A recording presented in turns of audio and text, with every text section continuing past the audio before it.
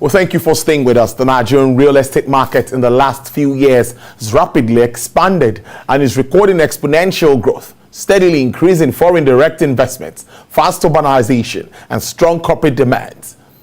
In the wake of the recent pandemic, the Nigerian real estate sector was one of the worst hit sectors as the impact radically altered the industry's long-term expectations.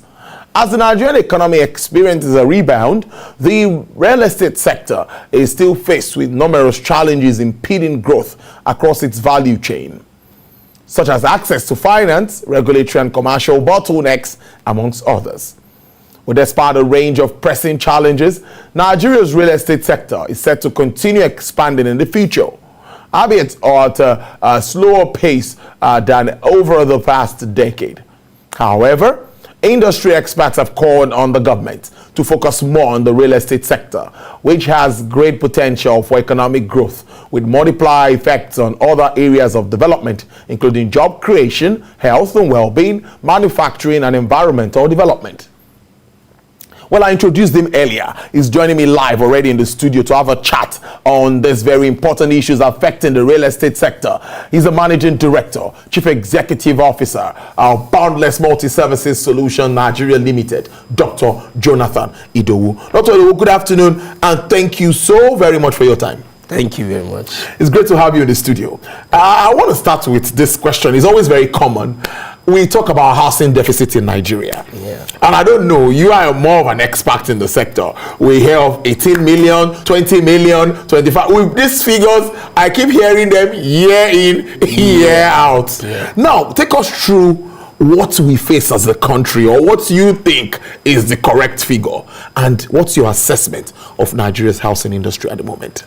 Well, statistically, up to now, nobody has been able to determine the actual figure, because the figure keeps rising every day, because we have a lot of people migrating from the rural areas to the urban areas, so it keeps making the figures rise. Then you have youths that usually stay with the parents, opting out to be on their own. So with all these things, it makes the figure not static. It's on the rise always. So this is one of the reasons why the figure has not been stable. Now, the Nigerian real estate market is, the government has not been able to profile any sound solution to this, because the government has a way of the provisions they have in place. They didn't have all the necessary things to be able to manage this. So I think a public-private partnership that is well detailed will be able to solve this, because as real estate practitioners, for instance, we in Boundless, we have a way of trying to create our own parts in order to reduce this housing deficit. So also our other real estate developers. But in all, we also have our shortcomings too, that has not been able to make us perform optimally. But I believe with the collaboration with the government, it can go a long way to resolve this. Before I move on, but many people believe that housing practitioners or professionals, developers and all of that like you are very rich people. That is one perception people have. They believe that you're so rich, you have lands, you have all of that. So if that business is really not so creative as we expect, so why is everybody going into it? I would love to live talking here and go to and have one site somewhere and build something and also make my money. Well, the truth there is, the Nigerian real estate market is a market that is very large. That's a big opportunity that is yet to be tapped into. The truth is, anybody going to real estate in Nigeria can become rich through it. But you see, there are some other business secrets to it which most people don't understand. The truth about this also is the fact that we have a lot of branding that is being added to it. So at times, what you are actually seeing being projected is not entirely what it is, but it doesn't remove the fact that it's a market that is very lucrative and one can grow well through it. Good. I like that. So we're able to. So my plan B, like they talked about, plan B can be getting into housing business. Okay, noted. Now let's move on. Talking housing deficit. Housing is capital intensive. Sure. It's real money, you know. So you talked about public-private partnership. Are we doing well with that in Nigeria? Are we taking advantage of that at all in Nigeria? Well, the truth there is, like I said earlier, it would have been a good ground for the government to be able to reduce this deficit we're talking about, but because it is not, the partnership has not really worked out well, because we have had developers that have created they have gone out to source for this fund, build this with the intent that the government is going to back it up, or the government actually gave a go ahead, and then when it's now time to make collections of fund, the government is holding back the fund. So this kind of developer is stuck on that particular project, while he ought to have gotten money to move into another project. So the partnership thing is not really working per se. Then you also look at the banks are also supposed to make this easy, but you see, the rigors of obtaining funds in order to make this happen is actually very difficult. That's why currently a lot of real estate companies are already going to what we call crowdfunding. That is, like for instance in Boundless, you have individuals who reach out to, we create a form of real estate investment package. You give us money, after a while you get back your money with a good interest on your money, telling you that your money can actually create more value for you when you invest it in real estate. So when such money comes, we use it to create this development, and as we now create a pattern of sales for the consumers, which as they begin to pay either on outright basis or on installment basis, they are able to recoup back this money and pay back investors. So it is, we developers on our own, we are trying as much as possible to make it work out, but like I said, the bodies that are supposed to make the public-private partnership work out are not really helping much. All right, moving on. COVID-19 pandemic. I spoke to my guest earlier. We're talking about foreign direct investment, and she told me how COVID has given them a big hit. Now, what about your sector? How did it affect your sector? All of the lockdowns. I'm sure everything was a standstill because you won't be able to bring your workers together. Tell us how that season was. The COVID experience is an experience nobody anticipated, and it actually affects so many people in our industry, because the foreign direct investment we're supposed to get, especially Nigerians in diasporas in some of these countries that are the worst hits, funds that are supposed to come into the country to help in real estate development is not forthcoming. So people that had the intention, that have already said, okay, see, we are interested in your properties, want to start paying and all that, suddenly everybody is holding back his fund because of this. So the real estate sector has been hit seriously, because the things we were projecting that we would have been able to achieve by this time has been slowed down by the COVID experience. Honestly speaking. Then when we talk about your line of trade, another thing that comes to my mind is land. Land issues. How easy has it been? One time there was the Omonile thing, but I think Lagos is trying to address that. But how has it been with issues around land registration and all of that? Well, recently, the Lagos State government, I think about 2 days ago, REDAN, that is Real Estate Developers Association of Nigeria, had a meeting with Lagos State government as regards fast-tracking the process of land documentations and all that. About 3 weeks ago, too, the same thing happened in Ogun State. But basically, you see, when it comes to dealing with Omonile, for some of us, we now have this experience. We now have a better system we have been able to create in relating with them. We discovered that Omonile, as most people think, they are not ghosts. They are just people that you just need to strike a good understanding with them, and then you discover that you are able to run your business seamlessly. So for us in Boundless, one of the key things that we have been able to do that has helped us is, before we even start selling any land to the public, we first do our due diligence.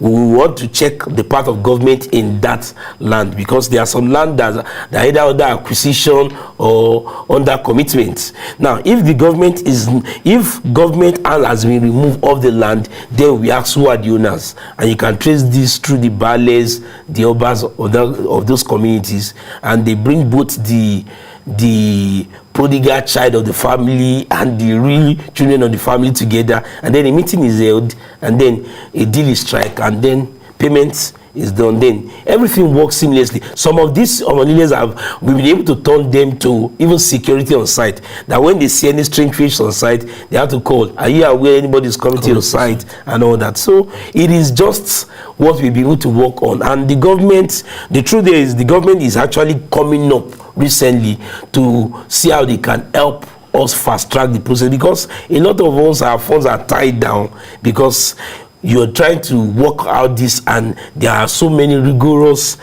exercises to pass through in order to make it work out. So what about issues around fraud and corruption? Yes, I know you're more of a how do I explain it? Your class in this seems a little, but when you talk about even the developers and all of that, we hear all of this fraudulent activities where people get money from people, they cannot get their houses, they can't even find those kind of people again. So as I'm sure you have an association, or maybe how you work together, how do you check excesses of your members? Sharp practices. How do you do that? Prior to this time, Redan, that is the current body we have that is out to bring real estate developers together, and they harmonize how we do things. I've been a body that is working independently without much support from the government. So, but recently the government is trying to partner with us. Of late, there was an agreement with EFCC. There's a part of EFCC, we call them SCUMO, that is the Special Control Unit for Money Laundering. And they have a partnership with Redan in order to checkmate, okay, you pass through a process for you to register or even an account with the bank. Then you see the Lasera, which is a body recently created by the Lagos State government too. We are working together in order to make sure that we are able to bring out the bad eggs among us. And you see, the reason why it's like that is so many people out of greed, they have more subscribers than the unit they have. But in Boundless, we tell people the way it is. We make sure that whoever is, when a particular place is sold off, we tell them it's sold off, we are moving into the next phase. And this way, we are able to carry our customers along such that they don't have reasons to be faced with such. We have customers that have bought the land for over 2 years and they've not come back. They only call to check up, and their land is still there. And we only created a system such that their plots are being serviced so that it doesn't make the estate bushy. Okay, we're moving on now. Still staying with sharp practices. I'm also looking at incompetent builders and contractors. You now see low quality houses. What about all of this? Are you also checking that so that houses that are built meet standards? Well, we are checking that, and then we're trying to work with government bodies that actually are meant to building control agencies of government that are actually meant to checkmate this thing. Though the truth there is, if government can play its part well in this, we'll have less of that. The reason is because people, for instance, a developer that asked a customer to pay a certain amount to help him build. Now the cost of building material is double the price.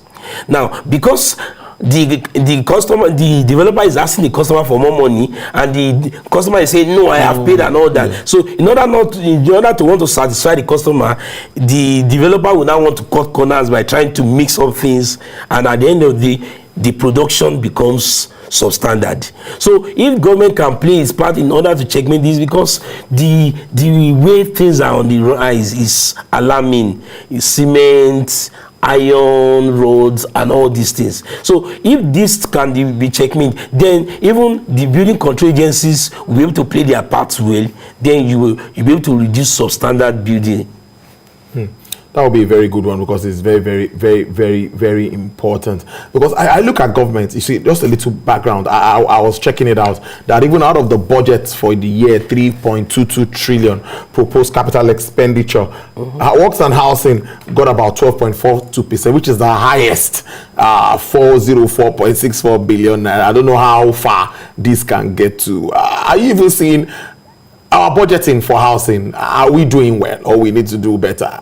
Well, the truth about the budgeting is, it's recently, like I think the last statistics, which was before the COVID, shows that the housing sector is, I think, the fourth contributor to the economy of Nigeria. So in that light, it means that the government is beginning to recognize the importance of that sector, hence that little increase that has been done. But I think the government needs to do more. It's not enough. But if the government can do more, then it becomes very easy for this thing to work out, because the truth is there are great potentials in this industry, especially in the Nigerian market. Let's now look at before almost finally now, issue of also taxes and all of that, levies. Does it affect your kind of business? Sometimes you have problems with government for the taxes and levies. Of course, government. The truth is, when you most of us as developer, because our customers, when you ask them to buy a property and you're asking them to still pay VAT on such, it becomes a turn off. Yes. So we've most of us have come up with the idea of saying, okay, let's build the cost in the price. So when we are mentioning the price, just tell you the price straight, and then the Nigerian system, we always want to negotiate and argue the price. At the end of the day, arrive at something. Then from whatever we have been able to do, that's where we create the tax and then pay back. And but the government has not been, they've been pushing. Because it looks as if that's one of after the fall in oil prices, that's another way they feel they can generate more income. So the push on taxes is heavy on us, but we are managing it. So what more do you think Nigerians need to know about the real estate sector? What more positives do you think they need to hear about it? Well, one of the major positives is it's still one of the best investment anybody can do. And you see, regardless of what your income level is, you can always tap into the opportunity of the real estate. Either you buying a piece of land and you're looking at keeping it aside for you to either want to sell or develop it later, or you are even trying to invest in a real estate investment through some of this real estate company. In all, you can build your funds. Like what we do in Boundless, for instance, we not only help or encourage our customers to make investment that can help them build on their wealth and their income, but we also make them know that they can do what we call land banking, which you buy a piece of land, allow it for some years, then you can say, okay, out of 3, I'm selling 1 to develop 1, then create commercial real estate from it and all that. But basically, real estate is still one of the best platform. Anybody that is looking at investing his funds in order to beat inflation, because inflation rate these days is alarming, but nothing has been able to, no investment has been able to beat inflation like real estate is currently doing. Dr. Jonathan Idowu, I must thank you for your time. MD of Boundless Multi-Services Solutions Limited. Thank you very much for joining us on the show. We hope to have you again subsequently to discuss, of course, issues around the sector and the businesses and the money in this very important sector. That's true. Thank you very much. All right, it's a pleasure having you on the show.